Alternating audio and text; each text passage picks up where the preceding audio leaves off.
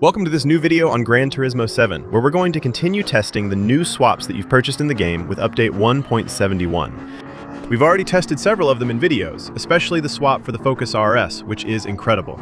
Honestly, if you haven't seen that video, I invite you to check it out, because it turns the car into something super overpowered. And speaking of overpowered cars, we're going to test the swap that everyone's been talking about since the arrival of update 1.71. The swap available for the 2014 Red Bull. Basically, this car is very pleasant to drive. It's true that it's a car that's very easy to handle, it has a lot of downforce and great aero, it turns really well, it brakes really well, and it's very light. So for all tracks like Goodwood, for example, it's actually pretty good because you'll be able to take most of the corners without ever braking. You'll quickly gain positions thanks to that. The problem, however, is that in terms of power, it's pretty weak. 250 horsepower, which means that as soon as there's even a short straight, it's hard to overtake and you get left behind by the more powerful cars. The second problem with this car is that it's not upgradable, at least not much when it comes to the engine. There are no parts available. The only things you'll be able to change on this car are minor suspension upgrades and gearboxes. It's more about tuning than actually upgrading parts. So basically, this car as it is very good for small tracks at 700 pp. It's a very comfortable car. However, as soon as you go a bit outside of that area, it's a car that's really limited by its engine. That's the advantage of engine swaps in Gran Turismo 7. They often let us gain a lot of power. This car is indeed compatible with the engine from the NSX GT500, an engine that already gives us 612 horsepower, so maybe it can be improved further. We'll go check that out. But in any case, thanks to this swap, we double the power, even more than that, without adding too much weight. You saw the weight only increased by 10 kilograms with this new engine. As a result, the performance points have skyrocketed. We've gone up to 820 pp. And it's an engine that can actually be improved a bit more. Well, not just a bit, because we can still gain a lot of power in the end. We go up to 850 horsepower with the big turbo. And do we have anything else to add? Well, we have the transmission, which we're going to install anyway. Maybe nitrous, if we want to have a bit of fun. And that's about it. Then, of course, there are the tires. We're going to test it ourselves. We're going to get started. I think we're going to buy all types of tires. That way, we'll be ready for any situation. But in any case, the car ends up way up at 880 pp. Well, obviously, when it comes to acceleration, that's going to be something else. Honestly, stock, it accelerates well, but only up to 200 kilometers per hour.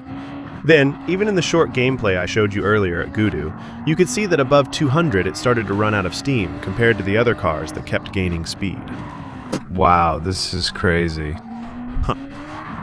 The acceleration and grip together, pretty impressive so far. It may lack top speed, though of course I did put in a shorter gearbox that's maybe a little too short. I thought that on the NURB, you don't really need to go over 340 kilometers per hour, except maybe on the final straight, so it was better to have a lot of acceleration. Damn, it's a rocket. Yeah, damn, how does that even happen? Yeah. Yeah, okay, it's really something. Okay, I understand why people tended to say the swap was pretty broken. Well, it's a rocket, yeah. It's just that you really have to control the steering at high speed. So you have to be, let's say, pretty careful with just about everything. But it's crazy, you know. As I said, it's a very fast car, but you still need some guts to handle it. So I went off the track quite a few times. And I checked out of curiosity on YouTube, there are runs on the NURB under 5 minutes 40 with this car. So that's really impressive. You see, even here, even after making quite a few mistakes, going off the track quite a few times, we still ran 6 minutes 15. An experienced driver who knows the car well can achieve great times. The car is definitely good and very fast. Also, here, we're without any restrictions, meaning we didn't try to stick to certain PP or anything like that. It's definitely a rocket. We get great lap times with it. It's a monster. However, now what we're going to try to see is if this car can be useful and interesting to use in the campaign with restrictions, whether we can actually make use of it or if it's just a rocket when there are no restrictions. Here, I managed to get it to 799 pp. So normally with that, we should be able to enter events limited to 800. Well, after that, it depends on the restrictions, because this car still belongs to a kind of weird category, which means that sometimes it's not compatible, sometimes it is compatible with certain events. It depends. Anyway, I'll show you the setup I used. In the end, the setup is pretty simple, but it lets me be at 799 pp while still having 560 horsepower for 560 kilos with a lot of downforce on the rear of the car. So let's see how it goes. There's one event in particular where I think this car could be pretty fun. It's the Sardegna 15-lap event. It's an event where there aren't any major weather changes. It's an event that can already be finished with certain cars using a no-stop strategy, meaning you don't need to come back to the pits for either fuel or tires. So, this event, we're going to give it a try and see how it goes. So we're starting with Sardegna, 15 laps, 800 pp. We'll go straight to fuel map 6 for better fuel economy. And for the tires, we've got hard in the front and medium in the back. I don't know if that's the best combination for this car. Overall, I think it works well. It gives rear-wheel drive cars enough grip in the back to avoid burning out or losing too much time. But on the other hand, it's a car that has a lot more downforce in the rear than in the front as well. We'll have to see how the front reacts. For the rear, will we wear out the rear tires too much due to excess downforce? And will we lose too much front grip, shortening the hard tire's lifespan? We'll see about all that. What's certain is that, at first glance, in terms of fuel consumption, the car isn't too bad. We have 15 laps of range here, and normally it should keep going up a bit more with the next braking zones. It just takes some time for the average to be calculated with map 6. So normally, at first glance, in terms of fuel, we shouldn't need to go to the pits. That's a major advantage over the AIs, which must go there anyway. Performance seems fine. The car maintains grip, but is slightly understeering. So I think maybe having a bit more front downforce could be a little beneficial for it, even though in my opinion, it's also a matter of getting used to it. Une question d'habitude. And performance-wise, it seems okay. Well, we lost a bit of time there because for now, we have to work our way through. By overtaking the AIs that are sometimes a bit slower behind, while the ones in front are pulling ahead a little. But it should be fine. On the straight, we're not losing any time at least. Actually, we've got pretty good acceleration, even if the car might not be as powerful as some of the other cars we'll be up against in this event. It's actually much lighter, not heavier. Means that we can still make up time both on the straight and in the corners. And here you can see we've done a lap, and I don't think we've damaged the tires to the point of having to change them after 15 laps. So we're going to do 2 or 3 more laps just to see how things go in terms of fuel consumption. Apparently this car is great for 800 pp endurance events since it barely uses any fuel. It barely uses any fuel, we have a lot of downforce, a lot of power, and it's very lightweight. So it's actually potentially a very good car for this whole series of events. In Touring 800, I think you can do pretty well with it. Especially since here, well, we're making up some time on the AI, but not that much. We shouldn't forget that the AI is fast. If we can manage a strategy without having to make a pit stop with this car, just know we'll catch up to the AI. Significantly, especially when they have to go to the pit to change their tires or refuel. You see, we still have 15 laps of range left after completing 2 laps. So in my opinion, there would be a way to optimize the times we get on the straight, especially by temporarily switching to a leaner engine map on the long straight, maybe briefly using map 4, you know?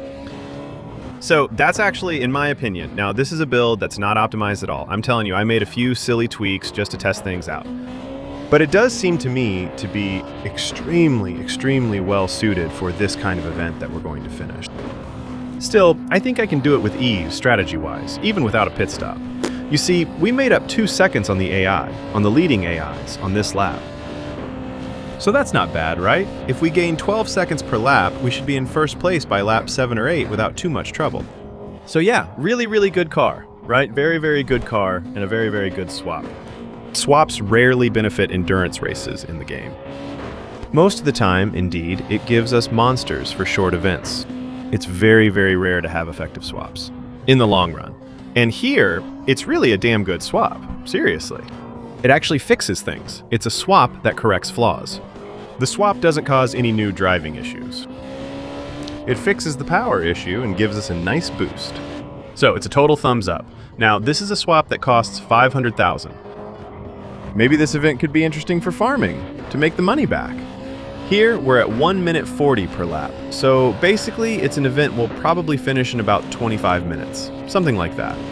25 minutes in Sardinia, really pushing hard. I think there's maybe a way to do it. Yeah, between 20 and 25 minutes for this event to win, if I'm not mistaken. I think it's 550,000. I don't remember if it's 550. We'll check that later. But it's an event that pays pretty well. So it can also be a good way to farm money on Gran Turismo 7 using this car on this track. You see, our tires are still perfectly fine. At first glance, we'll never need to pit. So it's almost a guaranteed win. And in the end, if you manage to run the perfect race, you'll probably walk away with more than 700,000 or 800,000 credits. And actually, in this game, you should know that for this event, there aren't that many cars that can actually run that strategy without a pit stop. Another car known for this is the Mazda 787B race car. I'm not saying it's the only one, but it's well known. But that's a car that's immediately much more expensive and much rarer, whereas here, the Red Bull car actually only costs $280,000 at the dealership. You add the 500,000 credit swap, and you add a few upgrades. The budget is under $1 million, which you'll recover in just 2 races, not long at all. So, it's a great little monster. Very, very, very good little car, very good swap. I hope this little video helped you discover a swap that maybe you wouldn't have tried otherwise, and that maybe you'll use it to get rich in Gran Turismo 7. Feel free to leave a like and subscribe for the next videos. Come follow me on Twitch for the upcoming live streams. You see, up ahead, the Viper. It's already burned through 80% of its fuel. Right. So now, obviously, while he's heading into the pits, he's making his stop on the 5th lap. We'll catch up to him. We're just 5 seconds behind the leader. Extremely overpowered for this kind of event. So yeah, don't hesitate to follow me on Twitch for the next live streams. Feel free to use your Prime on my Twitch channel to support me for free and enjoy some perks on my channel. I'm also putting my Ston Gaming link under this video, which lets you buy your games much cheaper than elsewhere while supporting my channel. Thanks to everyone who looked. Thanks for watching. Let's try one more thing, and maybe complete a 6th or 7th lap. Just to see if the AI in front with his Supralay, will also go to the pits, just to see how long it takes us to take first place, and also to see if he goes to the pit stop too. Normally all the AI pit. So now if he makes 2 pit stops, it's possible that with update 1.7 the AI strategy has changed. If they go to the pit stop twice now, then the difference is absolutely colossal. We'll see about that. Anyway, you see, 5th lap, our tires are still in good condition. He's pitting. Easy, easy, easy win. Indeed, this build and this car are really overpowered. Alright, I'm ending the video. See you very soon for the next one. Bye.